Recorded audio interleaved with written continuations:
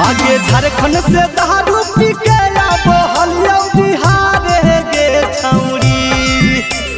झारखंड से दारू पी के आबो हलिया बिहार गे छौरी। रजौली बॉर्डर पर धर ले गौ 112 गे छौरी।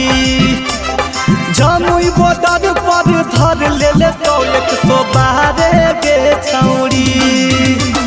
मुहा में पाई बदे के कहल फुका मारे गे छौरी।